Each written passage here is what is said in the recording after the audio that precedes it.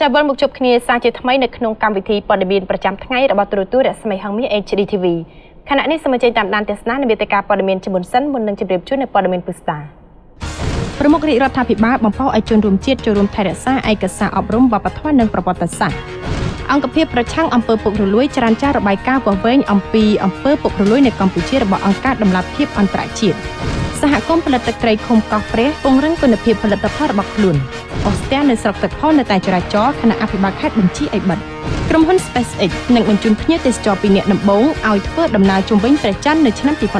2018លោក Donald Trump កំពុងស្វាស្វែងធ្វើយ៉ាងណាឲ្យមានការបង្កើនការចំណាយមិនធ្លាប់មានលើវិស័យយោធាទូរទស្សនិកជនជាទីមេត្រីនៅក្នុងពិធីសម្ពោធអគារសិក្សានៃវិទ្យាល័យតេជោហ៊ុនសែនដែលស្ថិតនៅក្នុងក្រុងកំពង់ចាមនៅព្រឹកមិញនេះប្រមុខរាជរដ្ឋាភិបាលសម្ដេចតេជោហ៊ុនសែនបានបំផុសឲ្យជនរួមជាតិចូលរួមថែរក្សាឯកសារអប់រំវប្បធម៌និងប្រវត្តិសាស្ត្រដើម្បីប្រើប្រាស់សម្រាប់អប់រំកូនសម័យនេះនិងបន្តទៅអប់រំកូនចៅជំនាន់ក្រោយប្រមុខរដ្ឋាភិបាលសម្ដេចហ៊ុនសែននៅថ្ងៃអង្គារនេះបានបំផុសឲ្យជនរួមជាតិចូលរួមថែរក្សាឯកសារអប់រំវប្បធម៌និងប្រវត្តិសាស្ត្រដូចជាសៀវភៅរបស់លោកតាក្រមងុយនិងឯកសារសាត្រាស្លឹករឹតដទៃទៀតដែលបានជួយដល់ការអប់រំល្អៗផ្ដល់ដំបូន្មានសម្រាប់ជីវិតគ្រួសារនិងសង្គមថ្លែងពីខេត្តកំពង់ចាមក្នុងពិធីសម្ពោធអគារនៃវិទ្យាល័យតេជោហ៊ុនសែនបឹងកុកស្ថិតនៅក្នុងសង្កាត់កំពង់ចាមក្រុងកំពង់ចាមខេត្តកំពង់ចាមនាព្រឹកថ្ងៃទី28កុម្ភៈនេះសម្ដេចតេជោហ៊ុនសែននាយករដ្ឋមន្ត្រីកម្ពុជាបានណែនាំឲ្យគេបោះពុម្ពសៀវភៅលោកតាក្រមងុយចំនួន 15,000 ក្បាលសម្រាប់យកទៅចែកជូននៅតាមបណ្ដាសាលានានានៅទូទាំងប្រទេសដើម្បីរួមចំណែកបំផុសដល់ការអានសៀវភៅនេះដែលបានផ្ដល់ការអប់រំល្អៗទន្ទឹមនឹងនេះសម្ដេចក៏ជំរុញឲ្យមានការផលិតគម្ពីរសាត្រាស្លឹករឹតឡើងវិញផងដែរពីព្រោះថាគម្ពីរសាត្រាស្លឹករឹតចាស់ៗដែលមានសេសសល់ពីមុនស្ទើរតែបាត់បង់អស់ទៅហើយដែលចាំបាច់ត្រូវតែខិតខំថែរក្សាកេរមរតកនេះឲ្យបានគង់វង្សផងដែរសម្ដេចបានជំរុញឲ្យធ្វើការប្រមូលនិងផលិតគម្ពីរសាត្រាស្លឹករឹតនេះឡើងវិញបើទោះជាការផលិតក្នុងតម្លៃណាក៏ដោយគឺត្រូវទទួលទិញយកទាំងអស់ដើម្បីផលប្រយោជន៍អប់រំកូនចៅខ្មែរពីដើមប្រើអាម៉េចឥឡូវតន់នៅមានអ្នកហ្នឹងគឺថាគាត់ផលិតបានប្រមាណគឺយើងទិញយកទាំងអស់ពីដើមថ្លៃ1ឥឡូវឲ្យថ្លៃ2ឬថ្លៃ3ណាប៉ុន្តែយើងចាំពិភាក្សាថ្ងៃនេះពិភាក្សាជាមួយគាត់តល់តែម្ដងខ្ញុំពិភាក្សាជាមួយគាត់តើមកដូចថាមកសភៅរបស់ក្រមងុយឬរបស់បណ្ឌិតអ៊ូចុងអញ្ចឹងវាត្រូវធ្វើប្រមាណច្បាប់ហើយមកច្បាប់មានប្រមាណទំព័រណាមានប្រមាណសន្លឹកប៉ុន្តែធ្វើទាំងសងខាងគេប្រមាណថា10សន្លឹកឬ15សន្លឹកអញ្ចឹងវា5ឬ30ទាំងសងខាងនេះជាការគិតគូរមួយដែលដើម្បីថែទាំទំនៀមទម្លាប់ខ្មែររបស់យើងដែលស្ទើរតែបាត់បង់ទៅហើយនោះហើយបាត់បង់ជាងគេចំនួនពលពតវាបាត់បង់ទៅហើយឥឡូវមានអ្នកផលិតហើយមិនគួរត្រូវឲ្យបាត់បង់បន្ថែមទេសម្ដេចក៏បានប្រកាសជូនដំណឹងជាថ្មីទៀតថានៅបាំងតែមួយខែទៀតប៉ុណ្ណោះប្រាក់ខែមន្ត្រីរាជការគ្រូបង្រៀនកងកម្លាំងប្រដាប់អាវុធនឹងត្រូវបានដំឡើងបូកទាំងប្រាក់អត្ថប្រយោជន៍ផ្សេងៗទៀតសរុបមិនតិចជាង1លានរៀលឡើយនៅក្នុងមួយខែដែលជាការជួយលើកកម្ពស់កម្រិតជីវភាពរស់នៅដល់មន្ត្រីរាជការឲ្យបានកាន់តែប្រសើរឡើងថែមទៀតសម្ដេចក៏បានជូនព័ត៌មានល្អដល់ប្រជាពលរដ្ឋអំពីតម្លៃភ្លើងក៏នឹងត្រូវចុះចាប់ពីថ្ងៃទី1ខែមេសាឆ្នាំ2017ខាងមុខតទៅដែរដោយរដ្ឋសម្រេចឲ្យមានការគិតតម្លៃថ្មីសម្រាប់អ្នកដែលប្រើប្រាស់ភ្លើងត្រឹមតែ50គីឡូវ៉ាត់ម៉ោងចុះក្នុងមួយខែគឺគិតតម្លៃត្រឹមតែ610រៀលនិងអ្នកដែលប្រើភ្លើងត្រឹមតែ10គីឡូវ៉ាត់ម៉ោងចុះតម្លៃត្រឹមតែ480រៀលតែប៉ុណ្ណោះសម្ដេចមានប្រសាសន៍អំពីការរីកចម្រើនលើវិស័យផលិតថាមពលរដ្ឋអគ្គិសនីថានៅខែកញ្ញាខាងមុខនេះនឹងដាក់ឲ្យដំណើរការទូប៊ីន1ទម្លាក់ភ្លើងពីវារីអគ្គិសនីសេសាន2ខេត្តស្ទឹងត្រែងភ្ជាប់មកក្រចេះកំពង់ចាមឆ្ពោះទៅផ្គត់ផ្គង់បន្តនៅភ្នំពេញដែលនេះគឺជាតម្រូវការនៃការអភិវឌ្ឍប្រទេសជាតិទន្ទឹមនឹងនេះសម្ដេចក៏បានគូសបញ្ជាក់ដែរថាយើងត្រូវតែបន្តការខិតខំប្រឹងប្រែងតទៅទៀតដើម្បីធ្វើយ៉ាងណាឲ្យកាន់តែមានការផ្លាស់ប្ដូរក្នុងការអភិវឌ្ឍប្រទេសជាតិឲ្យមានការរីកចម្រើនលើគ្រប់វិស័យចាប់ពាក់ព័ន្ធនឹងអង្គភាពប្រឆាំងអំពើពុករលួយឯនេះវិញបានច្រានចោលរបាយការណ៍វាស់វែងអំពីអំពើពុករលួយនៅកម្ពុជារបស់អង្គការដំណាភៀបអន្តរជាតិដែលថាមន្ត្រីតុលាការនគរបាលនិងមន្ត្រីរដ្ឋាភិបាលប្រព្រឹត្តអំពើពុករលួយជាងគេឯកឧត្តមទេសរដ្ឋមន្ត្រីអមយន្ទៀងប្រធានអង្គភាពប្រឆាំងអំពើពុករលួយមានប្រសាសន៍ប្រាប់ទូរទស្សន៍រស្មីហងមាសនៅថ្ងៃទី28ខែកុម្ភៈនេះថាការចេញរបាយការណ៍របស់អង្គការដំណាភៀបអន្តរជាតិនេះធ្វើឡើងដោយគ្មានអព្យាក្រឹតគ្មានមូលដ្ឋានច្បាស់លាស់ដោយដើរសួរតែមនុស្សដែលគ្មានមូលដ្ឋានច្បាស់លាស់និងមានទំនោរទៅកាន់និន្នាការនយោបាយ ឯ ឯកឧត្តមបានបញ្ជាក់ថារបាយការណ៍នេះធ្វើឲ្យបរិយាកាសមិនល្អនៃការបោះឆ្នោតនៅកម្ពុជានិងបង្កបរិយាកាសអាប់អួរដល់សង្គមកម្ពុជាឯកឧត្តមបានប្រៀបធៀបការចេញរបាយការណ៍នេះទៅនឹងសុភាសិតខ្មែរដែលថាពេលក្រពើក្នុងទឹកបងមិនហ៊ានចាប់ដល់ក្រពើងាប់ស្រាប់ទើបបងចាប់ឲ្យស្រីមើលព្រោះរាជរដ្ឋាភិបាលបានធ្វើនិងទទួលបានផ្លែការរួចមកហើយដូចជាសេចក្តីព្រាងច្បាប់ស្តីពីការការពារបុគ្គលរាយការណ៍និងសាក្សីការចរាចរណ៍នៃការចេញរបាយការណ៍នេះធ្វើឡើងគណៈអង្គការដំណាភៀបអន្តរជាតិនៅថ្ងៃទី28ខែកុម្ភៈនាសន្តាគារ Le Royal រាជធានីភ្នំពេញបានបង្ហាញរបាយការណ៍ស្តីពីការវាស់វែងអំពើពុករលួយជាសកលឆ្នាំ2016ដែលបង្ហាញថាមន្ត្រីតុលាការនគរបាលនិងមន្ត្រីរដ្ឋាភិបាលបានប្រព្រឹត្តអំពើពុករលួយជាងគេពលគឺមន្ត្រីតុលាការ 59% នគរបាល 52% និងមន្ត្រីរដ្ឋាភិបាល 44% តែទោះជាយ៉ាងនេះក្តីរបាយការណ៍ដដែលនេះបានបង្ហាញភាពវិជ្ជមានថាអំពើសោកប៉ាន់បានធ្លាក់ចុះគួរឲ្យកត់សម្គាល់ទាក់ទងនឹងការប្រើប្រាស់សេវាសាធារណៈដូចជាការធ្វើអត្តសញ្ញាណប័ណ្ណបញ្ជីអត្រានុកូលដ្ឋានមន្ទីរពេទ្យរដ្ឋសាលារៀនរដ្ឋសេវាទឹកស្អាតនិងអនាម័យនិងអគ្គិសនីរដ្ឋជាដើមសូមរំលឹកថាកាលពីខែមុនអង្គការដំណាភៀបអន្តរជាតិបានបង្ហាញលទ្ធផលនៃសន្ទុះសម្រាប់ប្រទេសដែលមានអំពើពុករលួយនៅក្នុងចំណោម176ប្រទេសដែលរកឃើញថាប្រទេសកម្ពុជាមានកម្រិតអំពើពុករលួយខ្ពស់ហើយនៅតែឈរក្នុងលំដាប់ថ្នាក់ទាបបំផុតក្នុងចំណោមប្រទេសជាសមាជិកអាស៊ានលោកព្រីបកលនាយកប្រតិបត្តិនៃអង្គការដំណាភៀបកម្ពុជាមានប្រសាសន៍ថានៅពេលសាធារណជនទូទៅបញ្ជាក់ថាមានអំពើពុករលួយនៅក្នុងសង្គមនោះថ្នាក់ដឹកនាំក្នុងប្រទេសនោះគួរតែយកចិត្តទុកដាក់ទៅលើបញ្ហាពុករលួយនេះឲ្យកាន់តែខ្លាំងនិងឆ្លើយតបឲ្យបានទាន់ពេលវេលាដើម្បីការពារផលប្រយោជន៍សង្គមនិងសម្រាប់ការរីកចម្រើននៃប្រទេសជាតិតាមមន្ត្រីអង្គភាពប្រឆាំងអំពើពុករលួយបានឲ្យដឹងថារាជរដ្ឋាភិបាលកម្ពុជាបង្ហាញកិច្ចប្រឹងប្រែងដើម្បីប្រឆាំងនឹងអំពើពុករលួយនៅកម្ពុជាដើម្បីធ្វើឲ្យសង្គមកម្ពុជាមានភាពស្អាតស្អំមានប្រយោជន៍សម្រាប់ការអភិវឌ្ឍប្រទេសនិងផ្ដល់ទំនុកចិត្តដល់ប្រជាពលរដ្ឋនិងអ្នកវិនិយោគទុនតែតែនឹងវិស័យទេសចរនៅកម្ពុជាវិញម្ដងគឺរដ្ឋមន្ត្រីក្រសួងទេសចរជំរុញឲ្យគ្រប់ភាគីចូលរួមកាន់តែសកម្មដើម្បីអភិវឌ្ឍសេវាកម្មវិស័យទេសចរដើម្បីជួយដល់កំណើនភ្ញៀវទេសចរជាតិនិងអន្តរជាតិថ្លែងក្នុងពិធីបិទវេទិកាជាតិធុរកិច្ចបៃតងក្នុងវិស័យទេសចរលើកទី1នៅសន្តាគារភ្នំពេញនៅព្រឹកថ្ងៃទី28ខែកុម្ភៈនេះឯកឧត្តមថងខុនរដ្ឋមន្ត្រីក្រសួងទេសចរនិងជាប្រធានគណៈកម្មាធិការជាតិវិតម្លៃទីក្រុងស្អាតបានជំរុញឲ្យគ្រប់ភាគីចូលរួមបំពេញការងារតាមចក្ខុវិស័យដែលបានកំណត់ថាទេសចរជាការនាំចេញនៅនឹងកន្លែងជាពិសេសជំរុញការប្រើប្រាស់ផលិតផលខ្មែរដែលផលិតដោយប្រជាកសិករនិងផលិតផលនៅក្នុងស្រុកនៅក្នុងឧស្សាហកម្មទេសចរឯកឧត្តមបានលើកទឹកចិត្តឲ្យគ្រប់គោលដៅទេសចរប្រើប្រាស់ទំនើបភាវូបនីយកម្មនៅក្នុងការផ្តល់សេវារបស់ខ្លួនទៅកាន់ប្រជាពលរដ្ឋនិងភ្ញៀវទេសចរតាមរយៈការដាក់ឲ្យប្រើប្រាស់នៅប្រព័ន្ធអនឡាញនៅក្នុងការផ្តល់សេវាការប្រើប្រាស់ប្រព័ន្ធប្រៃសណីរៀបចំសម្បទាសម្រួលដល់ជនពិការឬមនុស្សជរាការប្រើប្រាស់ e-office នៅក្នុងការផ្តល់សេវាសាធារណៈឲ្យបានលឿនរហ័សឯកឧត្តមក៏បានជំរុញឲ្យបន្តអនុវត្តយន្តការដើម្បីពង្រឹងគុណភាពផលិតផលនិងសេវាកម្មទេសចរកម្ពុជាដើម្បីទទួលស្វាគមន៍កំណើននៃភ្ញៀវទេសចរអន្តរជាតិដោយឈានទៅប្រើប្រាស់ម៉ាស៊ីនស្វ័យប្រវត្តិសម្រាប់វាស់ស្ទង់ការពេញចិត្តរបស់ប្រជាពលរដ្ឋនិងភ្ញៀវទេសចរនិងដាក់ចេញនូវយន្តការលើកទឹកចិត្តដល់មន្ត្រីបដិសណ្ឋារកិច្ចល្អដល់ប្រជាពលរដ្ឋជាគំរូលោក Howandi ប្រធានសម្ព័ន្ធទេសចរជាតិកម្ពុជាបានប្រាប់ទូរទស្សន៍រស្មីហមី HD TV នៅរសៀលថ្ងៃទី28កុម្ភៈនេះថានៅពេលមានការខិតខំទាំងរដ្ឋនិងវិស័យឯកជននោះនឹងធ្វើឲ្យវិស័យទេសចរមានការរីកចម្រើនលោកសង្ឃឹមថាការណែនាំរបស់មន្ត្រីក្រសួងទេសចរនេះនឹងធ្វើឲ្យមានការភ្ញាក់រលឹកដល់អ្នកពាក់ព័ន្ធទាំងឡាយដោយយកចិត្តទុកដាក់បន្ថែមលើការពង្រឹងគុណភាពសេវាកម្មទេសចរនេះសូមបញ្ជាក់ថានៅឆ្នាំ2016កម្ពុជាសម្រេចបានកំណើននៅក្នុងអត្រា 5% ជាមួយនឹងការមកដល់នៃទេសចរអន្តរជាតិជាង 5 លាននាក់និងបានស្រូបយកចំណូលចំនួន $3,400 លានសហរដ្ឋអាមេរិកចាក់ចូលនៅក្នុងសេដ្ឋកិច្ចជាតិ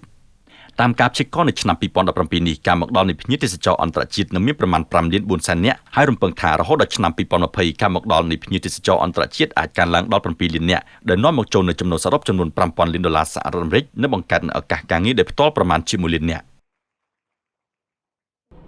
់រីឯក្រសួងការបរទេសនិងសហប្រតិបត្តិការអន្តរជាតិបានស្នើរដ្ឋាភិបាលសហរដ្ឋអាមេរិកផ្អាកជាបណ្ដោះអាសន្នในការធ្វើមាតុភូមិនិវត្តន៍ប្រជាពលរដ្ឋខ្មែរអាមេរិកដែលជាប់ពីរដ្ឋពីសហរដ្ឋអាមេរិកមកកាន់កម្ពុជាវិញប៉ុន្មានថ្ងៃខាងមុខនេះដើម្បីគោលការណ៍មនុស្សធម៌ការគោរពសិទ្ធិពលរដ្ឋនិងការគោរពសិទ្ធិអន្តរជាតិថ្លែងក្នុងសន្និបាតបុកសរុបការងារក្រសួងការបរទេសនិងសហប្រតិបត្តិការអន្តរជាតិនៅព្រឹកថ្ងៃទី28ខែកុម្ភៈនេះឯកឧត្តមអ៊ុចបរិទ្ធរដ្ឋលេខាធិការក្រសួងការបរទេសនិងសហប្រតិបត្តិការអន្តរជាតិបានឲ្យដឹងថាក្រសួងបានធ្វើលិខិតរួចរាល់ហើយក្រុងបញ្ជូនទៅរដ្ឋបាលសហរដ្ឋអាមេរិកនៅពេលឆាប់ៗនេះក្នុងគោលដៅឲ្យសហរដ្ឋអាមេរិកពិចារណាឡើងវិញលើអនុសារណៈយោគយល់គ្នាស្តីពីការធ្វើមាតុភូមិនិវត្តន៍ពលរដ្ឋខ្មែរពីសហរដ្ឋអាមេរិកមកកម្ពុជាដើម្បីទុកលទ្ធភាពសិក្សានិងធ្វើវិសោធនកម្មអនុសារណៈនេះឡើងវិញឯ ឯកឧត្តមបានបញ្ជាក់ថាគម្រោងបញ្ជូនលិខិតជាបន្ទាន់ទៅកាន់រដ្ឋបាលសហរដ្ឋអាមេរិកនេះដើម្បីឆ្លើយតបទៅនឹងសំណូមពររបស់ប្រជាពលរដ្ឋខ្មែរនៅសហរដ្ឋអាមេរិកដែលបារម្ភពីការចាប់បញ្ជូនត្រឡប់មកវិញថាពួកគេគ្មានសាច់ញាតិនៅកម្ពុជារួមទាំងការបែកបាក់សាច់ញាតិក្រុមគ្រួសារនៅសហរដ្ឋអាមេរិកផងដែរឯកឧត្តមបានបញ្ជាក់ថាដើម្បីឲ្យភាគីទាំងពីរកម្ពុជានិងសហរដ្ឋអាមេរិកអាចយោគយល់លើបញ្ហានេះកម្ពុជាកំពុងសិក្សានិងធ្វើវិសោធនកម្មអនុស្សរណៈនៃការយោគយល់គ្នាស្តីពីការធ្វើមាតុភូមិនិវត្តន៍ពលរដ្ឋខ្មែរពីសហរដ្ឋអាមេរិកមកកម្ពុជាក្នុងមួយមាត្រាឲ្យច្បាស់ហើយសំណូមពរឲ្យសហរដ្ឋអាមេរិកធ្វើការកែសម្រួលឡើងវិញលោកយ៉ាណាវុឌ្ឍនាយកប្រតិបត្តិអង្គការខារ៉ាមកម្ពុជាបានបញ្ជាក់ថាជាយន្តការដើម្បីកាត់បន្ថយផលប៉ះពាល់ទាំងនៅពេលស្នាក់នៅភាពមានការងារធ្វើដើម្បីចិញ្ចឹមជីវិតបើពុំដូច្នេះទេនោះកាន់តែជាបន្ទុកធ្ងន់ធ្ងរដល់រដ្ឋាភិបាលកម្ពុជាគណៈប្រជាជនកម្ពុជាជាច្រើននៅពុំទាន់មានការងារធ្វើគ្រប់គ្រាន់និងរស់នៅក្រោមបន្ទាត់ក្រីក្រជាដើមលោកបានស្នើដោយទទូចឲ្យសហរដ្ឋអាមេរិកគួរតែមានវិធានការដាក់ទោសទណ្ឌឬអប់រំកែប្រែពលរដ្ឋខ្មែរដែលល្មើសច្បាប់ទាំងនោះនៅមូលដ្ឋានដែលពួកគេរស់នៅជាជាងការបញ្ជូនមកប្រទេសកំណើតនាំឲ្យបាក់បែកគ្រួសារសាច់ញាតិជាដើមសូមបញ្ជាក់ថាកម្ពុជាបានចុះអនុស្សរណៈយោគយល់គ្នាជាមួយសហរដ្ឋអាមេរិកស្តីពីការធ្វើមាតុភូមិនិវត្តន៍ពលរដ្ឋខ្មែរពីសហរដ្ឋអាមេរិកមកកាន់កម្ពុជាកាលពីទសវត្សរ៍ជាង90ហើយរហូតមកដល់ពេលនេះសហរដ្ឋអាមេរិកបានបញ្ជូនពលរដ្ឋខ្មែរពីអាមេរិកមកកាន់ប្រទេសកំណើតវិញមានចំនួនជាង30នាក់ហើយខណៈពួកគេបានទៅរស់នៅជ្រកកោនប្រទេសអាមេរិកដែលខុសច្បាប់ហើយបានប្រព្រឹត្តល្មើសផ្សេងៗនិងសេពគ្រឿងញៀនជាដើម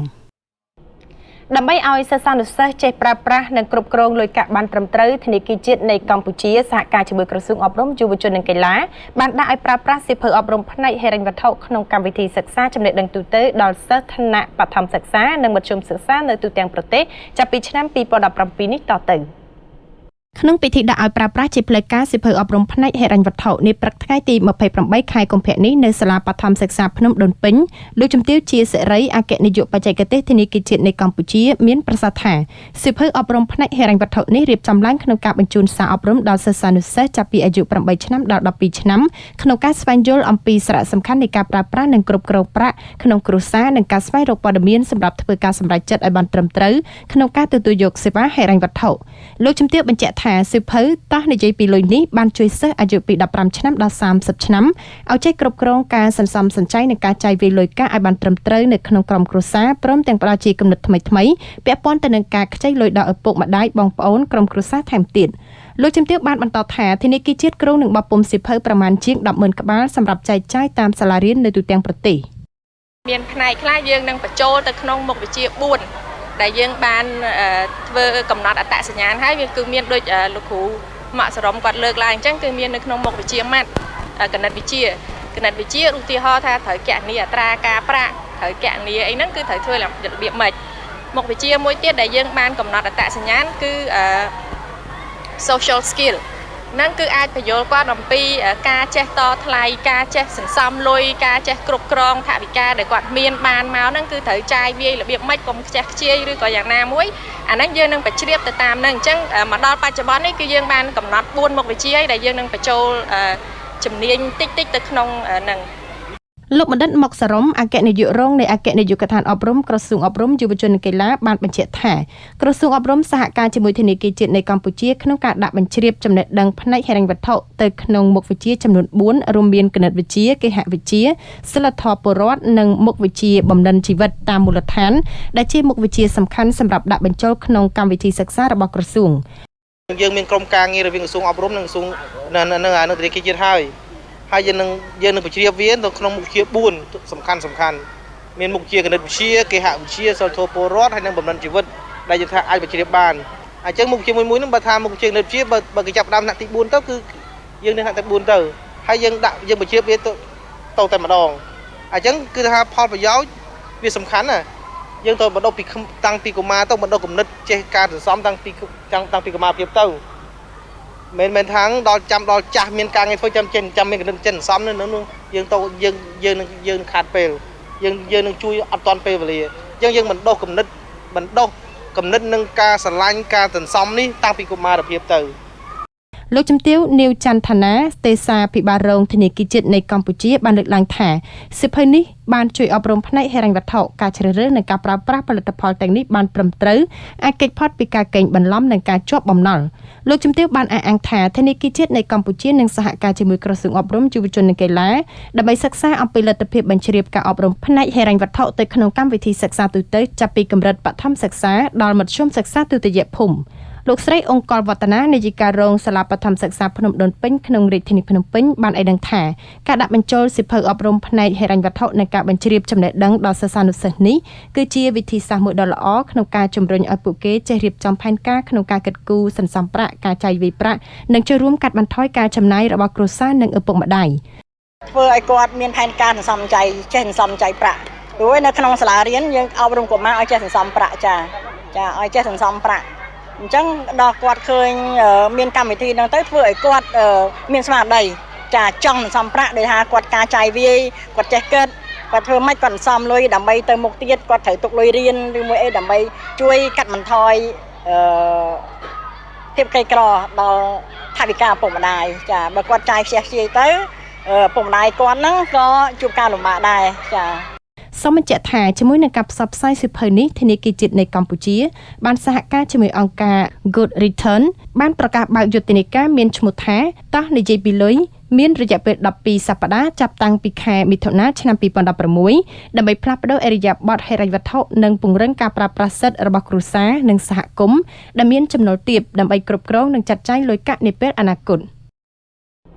ព្រឹត្តិការណ៍ជាបន្តទៅទៀតនេះតកតងនឹងអ្នកនាំពាក្យគណៈបកប្រជាជនកម្ពុជាបានបញ្ជាក់ថាគណៈបកកាន់អំណាចកំពុងសិក្សាផ្លូវច្បាប់ដើម្បីចោទប្រកាន់តំណាងរាស្ត្រគណៈបកសង្គ្រោះជាតិមណ្ឌលព្រៃវែងដែលបានប្រើប្រាស់ទឹកដីប្រទេសបារាំងដើម្បីជេរប្រមាថរាជរដ្ឋាភិបាលកម្ពុជាប្រាប់ទូរទស្សន៍រស្មីហងមាសនៅរសៀលថ្ងៃទី28ខែកុម្ភៈនេះអាយដាមសុកអេសានបានលើកឡើងថាគណៈបកប្រជាជនកម្ពុជានឹងចាត់វិធានការផ្លូវច្បាប់លើអាយដាមទូតយឺតតំណាងរាស្ត្រគណៈបកសង្គ្រោះជាតិមណ្ឌលខេត្តព្រៃវែងដែលបានចូលរួមក្នុងព្រឹត្តិការណ៍វាយប្រហាររិះគន់រាជរដ្ឋាភិបាលកម្ពុជាធ្វើឡើងដោយលោកលីពឿងប្រធានសាខាគណៈបកសង្គ្រោះជាតិខេត្តលីយ៉ុងប្រទេសបារាំងកាលពីថ្ងៃទី25ខែកុម្ភៈឆ្នាំ2017កន្លងទៅនេះអាយដាមបានបញ្ជាក់ថាបើទោះបីជាអាយដាមទូតយឺតមិនបានប្រើប្រាស់ពាក្យរិះគន់រាជរដ្ឋាភិបាលក៏ដោយក៏ប៉ុន្តែអាយដាមទូតយឺតបានចូលរួមនៅក្នុងព្រឹត្តិការណ៍នៃការអំពាវនាវរបស់លោកលីពឹងដែលជាប្រមាថការដឹកនាំរបស់រាជរដ្ឋាភិបាលកម្ពុជាអាយដាមសុកអេសានបានលើកឡើងដែរថាគណៈបកសង្គ្រោះជាតិបានទទួលស្គាល់នៅអ្វីដែលសមាជិករបស់ខ្លួនបានធ្វើដោយបានចេញសេចក្តីថ្លែងការណ៍បដិសេធមិនទទួលខុសត្រូវចំពោះការលើកឡើងរបស់លោកលីពឹងប្រធានសាខាគណៈបកសង្គ្រោះជាតិខេត្តលីយ៉ុងប្រទេសបារាំងនេះដែរក្នុងសេចក្តីថ្លែងការណ៍ចុះថ្ងៃទី28ខែកុម្ភៈនេះគណៈបកសង្គ្រោះជាតិបានហៅការលើកឡើងរបស់លោកលីពឹងថាមិនមែនធ្វើឡើងក្នុងនាមគណៈបកនោះទេដោយគណៈបកមិនបានទទួលខុសត្រូវចំពោះសកម្មភាពឬទង្វើរបស់បុគ្គលណាដែលបានប្រព្រឹត្តផ្ទុយពីច្បាប់និងគោលការណ៍ឬសេចក្តីណែនាំរបស់គណៈបកឡើយហើយបុគ្គលនោះត្រូវទទួលខុសត្រូវដោយខ្លួនឯងចំពោះទង្វើដែលខ្លួនបានធ្វើនោះគណៈបកសង្គ្រោះជាតិក៏បានបង្កោតទោសផងដែរចំពោះជនទាំងឡាយណាដែលបានប្រើប្រាស់ពីសម្ដីអសុរោះជេរប្រមាថការគំរាមកំហែងឬការញុះញង់តាមគ្រប់រូបភាពដែលធ្វើឲ្យជាតិបែកបាក់និងអំពាវនាវឲ្យថ្នាក់ដឹកនាំគណៈបកគ្រប់លំដាប់ថ្នាក់ព្រមទាំងសកម្មជននិងអ្នកគាំទ្រគណៈបកទាំងក្នុងនិងក្រៅប្រទេសគោរពនៅស្មារតីនៃសេចក្តីណែនាំរបស់គណៈបកផងដែរគួររំលឹកថាគណៈបកប្រជាជនកម្ពុជាកាលពីថ្ងៃទី27ខែកុម្ភៈឆ្នាំ2017បានចេញសេចក្តីថ្លែងការណ៍ផ្កោតទោសលោកលីពឹងប្រធានសាខាគណៈបកសង្គ្រោះជាតិខេត្តលីយ៉ុងប្រទេសបារាំងកាលពីថ្ងៃទី25ខែកុម្ភៈឆ្នាំ2017ដែលបានថ្លែងការណ៍អំពាវនាវដោយប្រើប្រាស់ពាក្យអសុរោះគ្រប់ម៉ាត់និងគ្មានមូលដ្ឋានចោទប្រកាន់ចំពោះរាជរដ្ឋាភិបាលកម្ពុជាសម្ដៅញុះញង់ឲ្យមានការរើសអើងស្អប់ខ្ពើមរវាងខ្មែរនិងខ្មែរ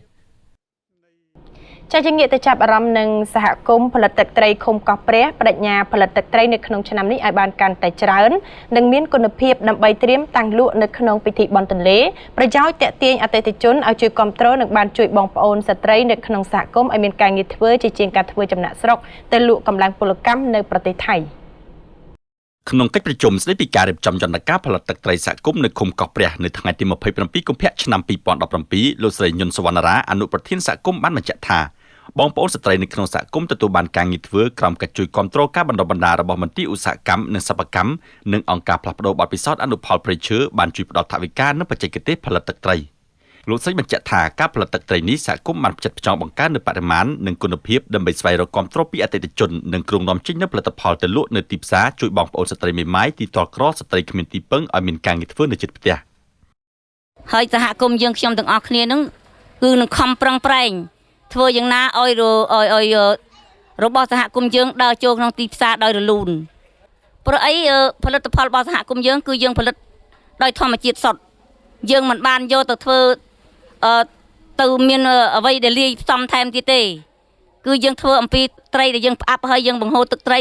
ឬក៏ទឹកប្រហុកដែលយើងយកមកស្ងោរធ្វើជានឹងជាវិជាវត្ថុធាតុដើមដែលយើងផ្សំឡើងធ្វើយ៉ាងណាយើងឲ្យស្ត្រីរបស់យើងមានការងារធ្វើកុំឲ្យមានការទំនេរថាទៅឆ្ងាយទៅដូចថាស៊ីឈ្នួលអីចំណាត់ស្រុកអីទៅខាងក្រៅធ្វើឲ្យគាត់លំបាកលោកអៀកុនធីអនុប្រធានមន្ត្រីពាណិជ្ជកម្មខេត្តបានចាត់ទុកថាការយកចិត្តទុកដាក់របស់ថ្នាក់ដឹកនាំក្នុងសហគមន៍នេះជាការជួយជំរុញឲ្យសហគមន៍រីកចម្រើននិងអាចឈានទៅធ្វើជាម្ចាស់លើខ្លួនឯងបាននិងភាពងាយស្រួលរកដៃគូពីអាជីវករនៅលើទីផ្សារក្នុងខេត្តនិងក្រៅខេត្តលោកសន្យាថាមន្ទីរពាណិជ្ជកម្មនឹងជួយរៀបចំឲ្យមានស្តង់លក់ទឹកត្រីរបស់សហគមន៍នៅក្នុងពិធីតាំងពិភពផ្សេងៗពិសេសក្នុងពិធីបុណ្យទលេនៅពេលខាងមុខនេះតែសហគមន៍ក៏ត្រូវរៀបចំការផលិតផលឲ្យមានស្តង់ដារត្រឹមត្រូវផងដែរវាតទៅនឹងការផលិតធ្វើឲ្យគាត់មានអនាម័យ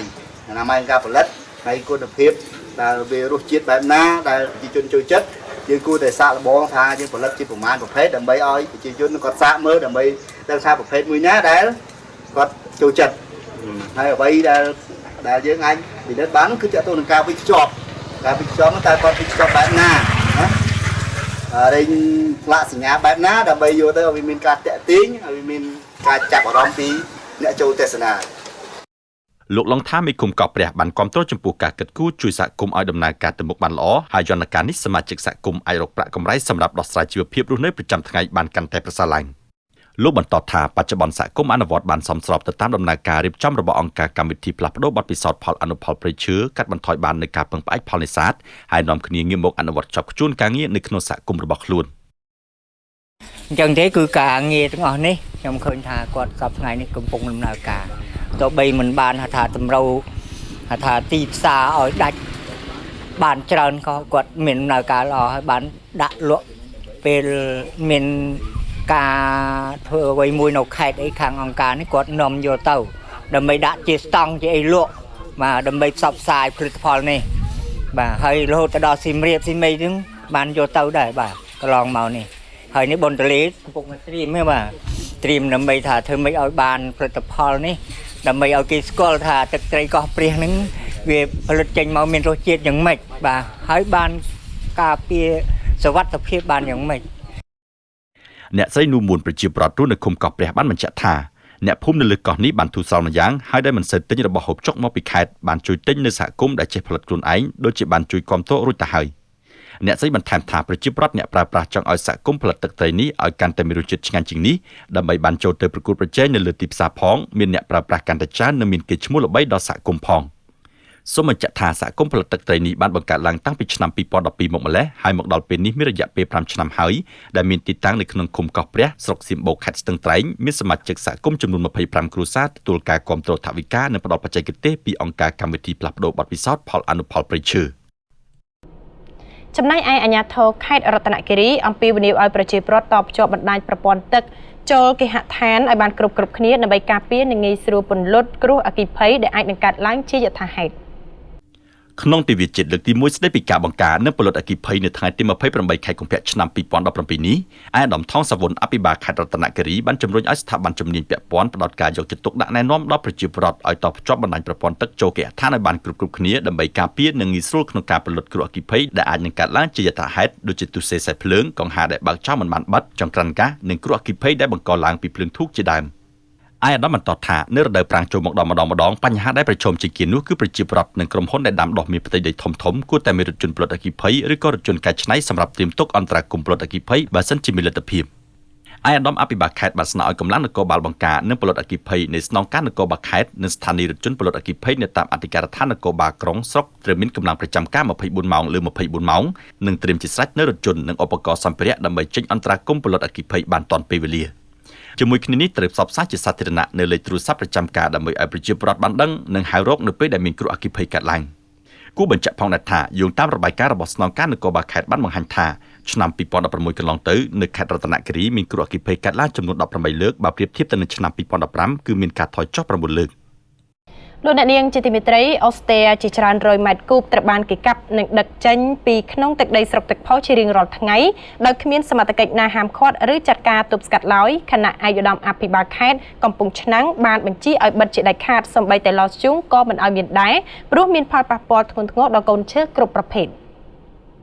កាលពីថ្ងៃទី27ខែកុម្ភៈឆ្នាំ2017គេនៅតែឃើញមានគោយន្តដឹកអូស្ត្រាយកទៅដាក់តាមឡធ្វើឥដ្ឋក្នុងស្រុករលីបផ្អៀនិងស្រុកកំពង់ត្រឡាចនិងមួយចំនួនធំទៀតយកទៅលក់នៅក្នុងខេត្តកណ្ដាលគ្មានឃើញសមត្ថកិច្ចណាហាមឃាត់ឬចាត់ការទប់ស្កាត់ឡើយបើទោះបីជាអភិបាលខេត្តកំពង់ឆ្នាំងបានបញ្ជាឲ្យបិទជាដាច់ខាតសូម្បីតែឡធ្យូងក៏មិនឲ្យមានដែរដោយឯកឧត្តមអះអាងថាមានផលប៉ះពាល់ធ្ងន់ធ្ងរដល់កូនឈើគ្រប់ប្រភេទលោកប៊ឺបន្ថននាយកដែនជំរកសត្វព្រៃភ្នំអរ៉ាល់ខេត្តកំពង់ឆ្នាំងបានឲ្យដឹងថានៅក្នុងដែនជំរកសត្វព្រៃភ្នំអរ៉ាល់ខេត្តកំពង់ឆ្នាំងដែលមានបណ្ដោយប្រមាណជាង80គីឡូម៉ែត្រចាប់តាំងពីមានបញ្ជារបស់អភិបាលខេត្តឲ្យបិទមកនៅក្នុងដែនជំរកសត្វព្រៃភ្នំអរ៉ាល់គឺពុំមានអ្នកចូលទៅកាប់ឈើទៀតឡើយព្រោះកម្លាំងការពារដែនជំរកបានល្បាតជាច្រើនដងក្នុងមួយថ្ងៃប្រសិនបើមានគឺអនុវត្តតាមច្បាប់តែម្ដងចំណែកលោកពីកំហែងនៃផ្នែករដ្ឋបាលព្រៃឈើរមៀស្រុកទឹកផុសវិញបានបញ្ជាក់ថារយៈពេល2សប្តាហ៍ហើយដែលលោកបានដឹកនាំកម្លាំងចុះស្រាវជ្រាវដល់ភូមិឋានអ្នកស្រុកតាមបញ្ជាឯកឧត្តមអភិបាលខេត្តដើម្បីរកភស្តុតាងថាតើពួកគាត់កាប់អូស្ត្រាមកពីណាក្នុងដីព្រៃគ្រប់គ្រងដោយបរិស្ថានឬដីព្រៃគ្រប់គ្រងដោយរដ្ឋបាលព្រៃឈើតែក្រោយពីក្រុមលោកពិនិត្យស្រាវជ្រាវទៅលើភូមិតាអស់ភូមិអញ្ចាញនិងភូមិដំណាក់អំពិលឃុំក្តោលសែនជ័យស្រុកទឹកផុសរួចមកឃើញថាអូស្ត្រាទាំងនោះពួកគាត់បានកាប់ចេញពីក្បាលស្រែនិងក្នុងដីព្រៃឯកជនរបស់ពួកគាត់ដែលមានបានកម្មសិទ្ធិស្របច្បាប់មួយចំណែកទៀតបានលួចកាប់ចេញពីដីព្រៃដែលម្ចាស់មិននៅនិងមួយចំនួនទៀតដឹកចេញពីឃុំអំណក់ស្រុកក្រគរខេត្តពោធិ៍សាត់លោកពីកំហែងអះអាងថាក្រុមការងាររបស់លោកនៅតែបន្តស្រាវជ្រាវទៅលើដីព្រៃដែលប្រជាប្រដ្ឋបានកាប់និងភូមិដទៃទៀតដែលកំពុងមានការចរាចរណ៍អូស្ត្រាជារៀងរាល់ថ្ងៃនៅឡើយលោកងិនហ៊ុនប្រធានមន្ត្រីកសិកម្មរុក្ខាប្រមាញ់និងនេសាទខេត្តកំពង់ឆ្នាំងក៏បានឲ្យដឹងដែរថាក្រោយពីទទួលបានបញ្ជាពីឯកឧត្តមអភិបាលខេត្តលោកបានដឹកនាំកម្លាំងចុះបង្ក្រាបចាប់បានរថយន្តធំៗដឹកអូស្ត្រាចំនួន2គ្រឿងយកមករក្សាទុកនៅមន្ទីរកសិកម្មខេត្តហើយនឹងចុះចាប់ជាបន្តទៀតប្រសិនបើទទួលបានព័ត៌មានថាមានរថយន្តធំៗចូលដឹកទៀតចំពោះគោយន្តនិងរថយន្តតូចៗដែលកំពុងចរាចរណ៍នោះលោកកំពុងឲ្យមន្ត្រីជំនាញចុះស្រាវជ្រាវឲ្យដល់ឬគល់ថាតើគេកាប់មកពីកន្លែងណាពិតប្រាកដហើយត្រូវអនុវត្តតាមច្បាប់បន្តទៀតមិនបណ្ដាច់បណ្ដោយនោះឡើយកសិករនៅក្នុងភូមិពូនឃុំច្រេះស្រុកមេសាំងខេត្តព្រៃវែងបាននាំគ្នាងាកមកធ្វើស្រែប្រើប្រាស់ជីធម្មជាតិដូចជាជីលាមកសត្វនិងជីកំប៉ុស្តជាដើមមិនប្រើជីគីមីនិងថ្នាំពុលដូចមុនទៀតទេដើម្បីកុំឲ្យប៉ះពាល់ដល់សុខភាពពួកគាត់និងអ្នកបរិភោគកសិករនៅភូមិពូនឃុំចេះស្រុកមេសាំងបានឲ្យទូរទស្សន៍សម័យហោមា HDTV ដឹងថាមូលហេតុដែលពួកគាត់នាំគ្នាឈប់ប្រើប្រាស់ថ្នាំពុលកសិកម្មនិងជីគីមីនោះគឺដោយសារតែសារធាតុទាំងនោះបានបង្កនូវផលប៉ះពាល់ដល់សុខភាពរបស់ពួកគាត់យ៉ាងខ្លាំងដោយសារតែការស្រូបយកនិងការប៉ះពាល់ថ្នាំពុលទាំងនោះដោយផ្ទាល់ក្នុងពេលដែលពួកគាត់ប្រើដាក់ក្នុងស្រែក៏ប៉ុន្តែចំនួនដោយសារការមិនប្រើជីគីមីនិងថ្នាំពុលកសិកម្មពួកគាត់ត្រូវតែធ្វើរបងព័ទ្ធជុំវិញស្រែដើម្បីការពារសត្វកុំឲ្យស៊ីស្រូវចាប់តាំងពីពេលសាបព្រោះរហូតដល់ពេលប្រមូលផលតែម្ដងកសិករបន្តថាការធ្វើស្រែដោយប្រើជីធម្មជាតិគឺបានផលមិនសូវច្រើនដោយការប្រើជីគីមីនិងថ្នាំគីមីឡើយដោយសារតែមានសត្វល្អិតស៊ីបំផ្លាញច្រើនក៏ប៉ុន្តែបើប្រៀបធៀបទៅនឹងប្រាក់ចំណេញវិញគឺវាមិនខុសគ្នាប៉ុន្មាននោះទេដោយសារតែការប្រើជីនិងថ្នាំគីមីបានផលច្រើនតែក៏ចំណាយដើមទុនច្រើនដែរទៅលើថ្នាំនិងជីគីមីទាំងនោះដូច្នេះហើយទើបពួកគាត់សម្រេចចិត្តជ្រើសរើសយកការធ្វើស្រែដោយប្រើជីធម្មជាតិមកជំនួសវិញជាជាងការប្រើជីគីមីដែលនាំឲ្យមានផលប៉ះពាល់ដល់សុខភាពទាំងអ្នកដាំនិងអ្នកបរិភោគលោកអុកសំណាងប្រធានមន្ត្រីកសិកម្មខេត្តព្រៃវែងបានដឹងថាបើតាមកំណត់ផលិតកម្មកសិកម្មនៅពេលនេះទាំងជីធម្មជាតិនិងជីគីមីគឺវាមិនអាចចោលគ្នាបានទេក៏ប៉ុន្តែគ្រាន់តែទាមទារឲ្យកសិករប្រើប្រាស់ឲ្យបានត្រឹមត្រូវតាមលក្ខណៈបច្ចេកទេសក៏ប៉ុន្តែបើកសិករប្រើតែជីធម្មជាតិសុទ្ធក៏ល្អម្យ៉ាងដែរចំណែកឯមន្ទីរកសិកម្មក៏បានបណ្ដុះបណ្ដាលពីជំនាញធ្វើជីធម្មជាតិកំប៉ុស្តដល់ប្រជាកសិករគ្រប់ឃុំស្រុកទូទាំងខេត្តហើយដែរទោះជាយ៉ាងណាក៏ដោយលោកអុកសំណាងបានបញ្ជាក់ថាសម្រាប់ឆ្នាំនេះការធ្វើស្រូវរដូវប្រាំងរបស់បងប្អូនកសិករទូទាំងខេត្តគឺបានធ្វើលើសផែនការរហូតដល់ 140% ដែលផែនការត្រឹមតែ 60000 ហិកតាតែនៅព្រៃវែងបានរហូតដល់ជាង 70000 ហិកតាដោយសារកសិករយល់ដឹងច្រើនសុខចិត្តធ្វើស្រែជាងធ្វើចំណាក់ស្រុកទៅធ្វើកម្មករនៅក្រៅប្រទេសឬនៅប្រទេសថៃព័ត៌មានជាតិដែលនាងខ្ញុំជម្រាបជូននៅក្នុងថ្ងៃនេះចាប់តែប៉ុណ្ណេះអរគុណចំពោះការតាមដានទស្សនានៅវគ្គក្រោយលោកអ្នកនាងនឹងទទួលជ្រាបនៅព័ត៌មានអន្តរជាតិជាបន្ត